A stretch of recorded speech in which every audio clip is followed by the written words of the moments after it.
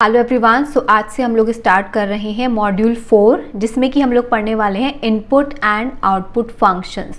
कि अगर आपको यूज़र से इनपुट लेना है तो आप वो कैसे लेंगे, या फिर यूज़र डिफाइंड प्रोग्राम बनाना है, या फिर आपको डायरेक्टली आपको वैल्यूज़ देनी है तो वो आप कैसे देंगे प्रोग्राम में, या फिर अगर आपको आउटपुट स्क्रीन पर डिफरेंट फॉर्म्स में चाहिए तो वो आप कैसे देंगे। तो वो सभी सारे फंक्शंस जो हैं वो हम यहाँ पर पढ़ने वाले हैं। तो यहाँ पर हमारे पास दो तरह के फंक्शंस होते हैं, formatted functions and unformatted functions.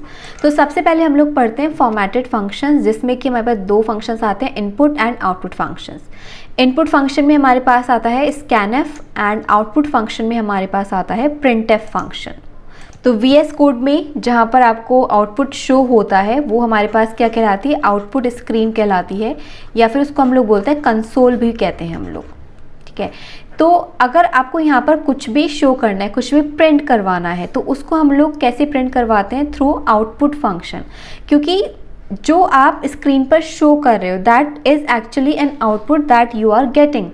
तो इसलिए उसके लिए हम लोग क्या यूज़ करते हैं, आउटपुट फंक्शन का यूज़ करते हैं, जिसको हमें स्क्रीन पर प्रिंट करवाना है। तो उसके लिए हमारे पास एक इनबिल्ट फंक्शन होता है that is printf function. Printf function जो हम लोग, आपको ध्यान होगा, जो भी प्रोग्राम लिखते हैं उसमें सबसे ऊपर हम लोग एक प्री प्रोसेसर डायरेक्टरी और एक लाइब्रेरी यूज़ करते हैं दैट इज़ stdio.h। तो इसके अंदर डेफिनेशन लिखी हुई है इस फंक्शन की। अगर आप अपने प्रोग्राम में इस लाइब्रेरी को इंक्लूड नहीं करते हैं तो ये फंक्शन काम नहीं करेगा, क्योंकि इसको पता ही नहीं चलेगा कि इसको इसकी डेफिनेशन कहाँ से उठानी है। ठीक है, तो ये जो प्रिंटएफ फंक्शन है इसकी डेफिनेशन कहाँ पर है, stdio that is standard input output header file में इसकी जो डेफिनेशन है वो लिखी हुई है। तो प्रिंटएफ फंक्शन किस तरीके से काम करता है, प्रिंटएफ आप स्मॉल में लिखते हैं एंड उसके बाद विद इन डबल कोट्स आप जो भी लिखते हैं that would be printed, that would be written on the console और the output screen, and then इसको आप टर्मिनेट करते हैं यूजिंग अ सेमीकोलन। ये तो सिंपल है प्रिंटएफ फंक्शन। तो नेक्स्ट हमारे पास आता है अब इनपुट फंक्शन। इनपुट फंक्शन का क्या मीनिंग है, जैसे आपने देखा हम अभी तक जो भी प्रोग्राम बना रहे थे उसमें हम डायरेक्टली वैल्यूज़ लेकर चल रहे थे, int a equals to 4, b equals to 5, and then c में हम लोग इसका एडिशन या मल्टीप्लिकेशन जो भी फाइंड आउट कर रहे थे। तो हमने यहाँ पर a और b की वैल्यू इनिशलाइज करके हम चले थे, बट ज़रूरी तो नहीं है कि हमारे पास हमेशा प्रोग्राम ऐसा ही होगा हमेशा, बल्कि हमारे पास ये होता है, हमसे पूछा जाता है enter the value of a, enter the value of b that you want to sum with another number, या फिर आपसे जब आप फॉर्म फिल करते हो तो वहाँ पे आपसे नाम पूछा जाता है, आपका एड्रेस पूछा जाता है, मीन्स हमेशा इनपुट यूज़र से लिया जाता है।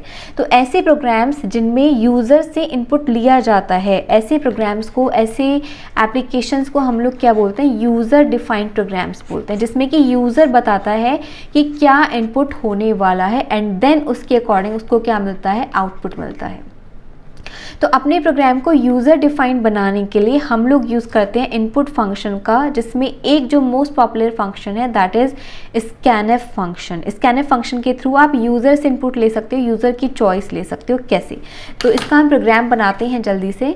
अभी तक हम लोग कुछ ऐसा प्रोग्राम लिख रहे थे। तो ये देखिए, इसने मुझे आउटपुट दे दिया है 15, क्योंकि यहाँ पर मैंने a और b की वैल्यू इनिशलाइज कर दी थी। But actually this is not the standard method के किसी भी प्रोग्राम को लिखने का। हमें हमेशा यूज़र से पूछना चाहिए कि enter the value of a, enter the value of b, and then हम उसे आउटपुट देंगे जिस भी फॉर्म में वो चाहता है। तो कैसे वो चीज़ हम लोग कर सकते हैं, तो यहाँ पर हमें a और b में क्योंकि इनपुट चाहिए यूज़र से, तो उसको हमें यहाँ पर हमने जस्ट डिक्लेयर किया है, उसको इनिशलाइज नहीं करेंगे, क्योंकि अब हम लोग क्या बना रहे हैं, एक यूज़र डिफाइंड प्रोग्राम जिसमें हम यूज़र से पूछेंगे वैल्यूज़। तो प्रिंटएफ हम लोग यहाँ पर सिंपल सा एक स्टेटमेंट दे देते हैं, enter value of a and b।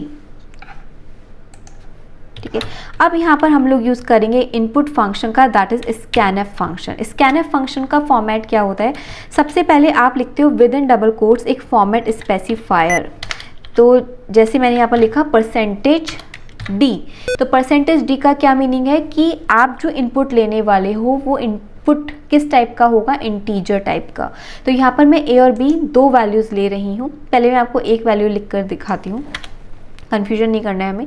तो मुझे जो इनपुट लेना है ए की वैल्यू लेनी है, और ए किस टाइप का है, इंटीजर टाइप का है। तो इसलिए सबसे पहले मैंने यहाँ पर विद इन डबल कोट्स क्या लिखा है, format specifier of a, and then comma करके M% का साइन लगाकर हम लोग लिखेंगे the variable name that is a. तो यहाँ पर क्या होगा, जब भी आप फॉर्मेट स्पेसिफायर के बाद कॉमा लगा के जो भी वेरिएबल लिखते हो, उस वेरिएबल की वैल्यू जो भी आप इनपुट करोगे वो किस में जाएगी, इस एड्रेस पर जाएगी। देखो इसको अगर हम बहुत सिंपलीफाइड फॉर्म में समझें, यहाँ पर हमने स्कैनफ का जो फॉर्मेट लिखा वो क्या लिखा है, यहाँ पर एक लिया हमने फॉर्मेट स्पेसिफायर कॉमा M%A।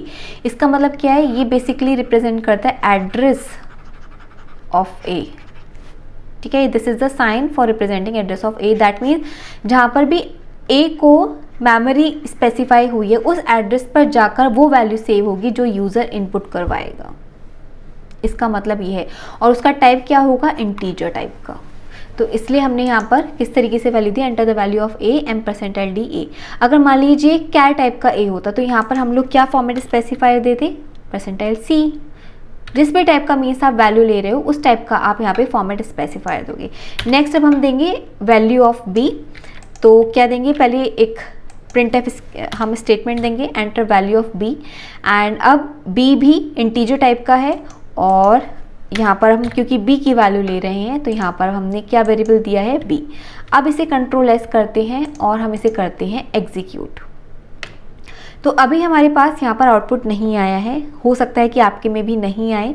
तो इसका रीज़न क्या है, हमें थोड़ी सी यहाँ पर सेटिंग करनी होगी। यहाँ पर हम लोग जाएंगे सेटिंग में, ये देखिए विंडो के लेफ्ट हैंड साइड में सबसे नीचे सेटिंग का ऑप्शन है ये वाला, इस पर जाएंगे। आप जाएंगे यहाँ पर सेटिंग पर, और यहाँ पर सर्च सेटिंग में आप सर्च करेंगे कोड रनर। ठीक है, अब यहाँ पर देखिए बहुत सारे ऑप्शंस हमारे पास आ रहे हैं। यहाँ पर आपको मिलेगा टर्मिनल, प्रोग्राम को एग्जीक्यूट करने का टर्मिनल में ऑप्शन, ये रन इन टर्मिनल, इसको जस्ट चेक इन कर दीजिए बस। ठीक है, और इसको अभी हम लोग कर देते हैं क्रॉस। तो एक बार हम क्या करते हैं, इसको बंद कर देते हैं और फिर से इसको हम लोग ओपन करते हैं। अब इसको हम लोग एग्जीक्यूट करेंगे। ये देखिए हमारे पास आ गया है एंटर वैल्यू ऑफ ए। तो लेट्स सपोज मैंने एंटर की 10, enter value of B 20, and इसने मुझे आउटपुट में क्या दे दिया, 30। तो समझ आया कि कैसे आपने जो सिंपल प्रोग्राम लिखा था ए और बी की वैल्यू डायरेक्टली दे दी थी, अब हमने उसको कैसे यूज़र डिफाइंड बना दिया है। जैसे अब मैंने यहाँ पर एक बार में एक ही वैल्यू ली थी, अगर आप एक बार में मल्टीपल वैल्यूज़ लेना चाहें तो कैसे हम लोग लेंगे, उसके लिए हम लोग लेंगे स्कैनफ। मान लीजिए 2 वैल्यूज़ मुझे लेनी है तो उतने ही मैं फॉर्मेट स्पेसिफायर लिखूंगी। मुझे दोनों इंटीजर टाइप की वैल्यू चाहिए तो इसलिए मैंने दोनों फॉर्मेट स्पेसिफायर कैसे लगाए हैं, इंटीजर टाइप के, कॉमा M% ए की वैल्यू लेनी थी, कॉमा M% बी की वैल्यू लेनी थी, बस खत्म। तो अब क्या होगा, जब प्रोग्राम एग्जीक्यूट होगा तो जैसे उसको फर्स्ट स्पेसिफायर मिला, फॉर्मेट स्पेसिफायर इंटीजर टाइप का, तो वो कॉमा के बाद वाली वैल्यू ढूंढेगा ए। तो यानी कि ये जो वैल्यू है, ये वाली जो भी यूज़र सबसे पहली वैल्यू एंटर करेगा वो ए की कंसीडर की जाएगी। फिर से जो सेकंड नंबर पे फॉर्मेट स्पेसिफायर है उसके लिए वो सेकंड नंबर पे कोमे के बाद ही M% साइन के साथ आप जो भी वेरिएबल लिख रहे हैं उसमें सेकेंड वैल्यू जाएगी। ये जो हमने एंड का ऑपरेटर लगाया है इसको हम लोग बोलते हैं M%। ठीक है, और ये जो साइन होता है इसको बोलते हैं परसेंटाइल। ठीक है, तो अब देखिए अब ये एक साथ दोनों वैल्यू लेगा।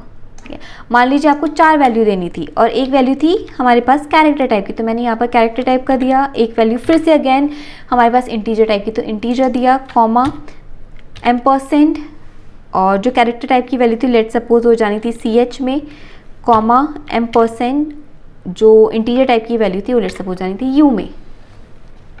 तो इस तरीके से आप क्या करते हैं, इनपुट ले सकते हैं यूज़र से through scanf function. And I hope कि आपको ये समझ में आ गया होगा। बाकी हम इससे रिलेटेड बहुत क्वेश्चंस करने वाले हैं आगे, तो आपको बिल्कुल क्लियर हो जाएगा। बस आप इतना ध्यान रखिए कि इसका फॉर्मेट क्या होता है स्कैनफ।